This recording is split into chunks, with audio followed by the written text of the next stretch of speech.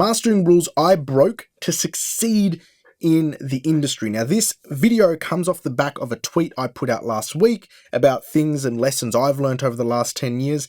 And one of the rules I put out is true, but I sort of had to tell myself, Nick, you're bullshitting yourself because you don't follow this. Actually, before we jump into this, I have been kicking myself in the ass for the past year, building the best newsletter for working audio professionals. Every week, I am putting together structured, good emails that help people. Actually, over 600 5-star reviews have helped people. So here's my offer to you. Go in the description below, join the best newsletter, and let's get back to the video. And one of the rules I put out is true, but I sort of had to tell myself, Nick, you're bullshitting yourself because you don't follow this. I follow most of them, but one of the ones I posted was responding in less than 24 hours or lose jobs. And that is true.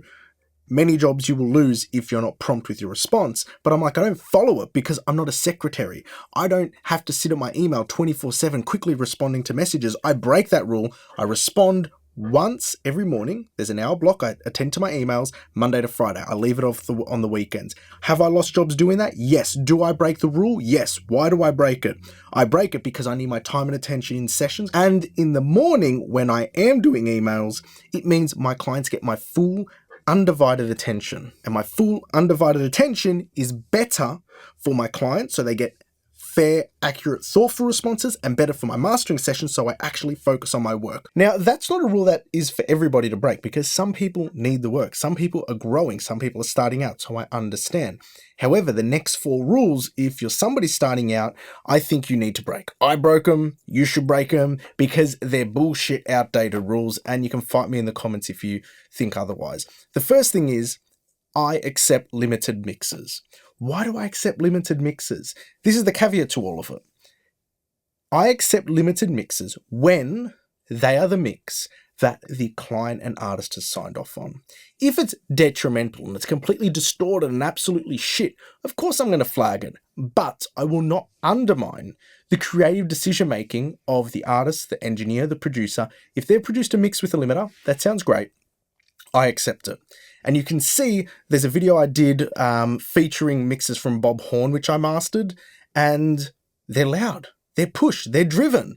And some people would say you can't master from that. It's too loud. But no, that's not the reality. The reality is the artist loved the mix. So I'm not going to undermine and tell the mixing engineer to start taking shit off because that's not how it works. That's not how it rolls. Another rule, I do master from stems. I do not always master from stems because there's not always a need for it, but sometimes there is. And there is sort of like an unwritten rule that stem mastering isn't mastering, but that is bullshit. Mastering is about creating the final production master which goes out to the world. Clients who send me mixes where their goals or their wants or their needs for that final master will not be achieved via Stereo Master, I will request stems. Why? Because it's my job to be a conduit to achieving their vision. And that is just a rule I will break. Not everything is a Stereo Master. I will go, hey, let's work from stems. Some people disagree with it. Some people say that it's not mastering, but fuck them. Break the rule and go your own way. Because ultimately, you know all these rules? You know who really gives a shit about them? Nobody, because everybody, at the end of the day, looks out for themselves. And if you're looking out for yourself in your career, this is what you need to look out for. Keeping your clients satisfied, doing your work for your clients so they leave with great sounding records they love. That troll on a comment in a forum or on Facebook, they don't give a shit about your career. They're just trying to swing their dick around and stroke their own ego. But your clients who are putting their hard-earned cash on the table to achieve a certain goal, if that means you have to work from stems, so be it. The third rule is, now this was a hard one for me to sort of get past, and I'll explain to you anecdotally why. It was making loud masters. Now, when I started mastering, of course, I read Bob Katz's Mastering Audio. I was working with really good engineers. I understood the importance of making loud records for not commercial success, but commercial acceptance from A&Rs and other producers and other engineers. But I was sort of this, especially when you spend time in Gearspace forums, this mastering snob 10 years ago where I'm like, dynamics Dynamics are the beauty of everything, and they are beautiful when used properly. But there's also a point in which you're going to say, well, wait a second. If a client wants a loud master, you can do all you can to educate them on why dynamics are better. And I've had discussions, beautiful, constructive discussions around this with Ian Shepherd. So my take on this in this video isn't in any disrespect or dissuasion to his work and what he's doing, but it's to say that if a client wants a loud master, and again, this goes to the point of helping them achieve their goals, because the only person whose respect you need to grow with and earn and solidify and help grow with are your clients, and doing the best you possibly can for your clients. If a client wants a loud master, guess what? Make a loud master.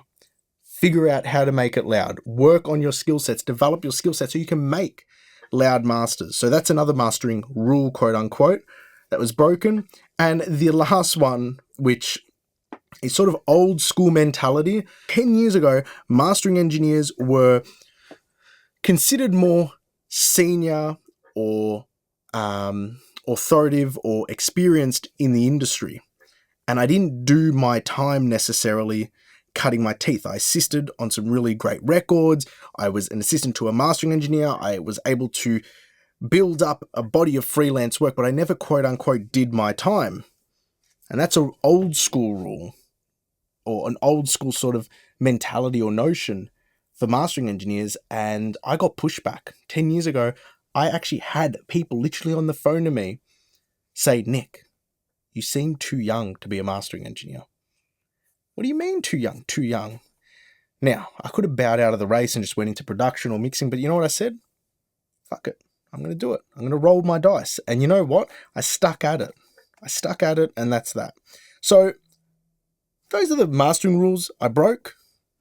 I don't know if we quote unquote call them strict rules, but just notions, just things people put out there into the world. And ultimately, what we have to realize is that when we're in this industry, we are here to serve two things. Okay? Ooh, slip there. The music, number one, we need to make great sounding records. So we need to be on our A game as proficient technical operators to make the right decisions so the music sounds great when it leaves the studio. And the second thing, to our clients, we need to be there to service and help and assist our clients. So whenever a rule goes against either of those two sort of goals or North Stars, you have to question it. Anyway, I hope you enjoyed this, and until next time, take care.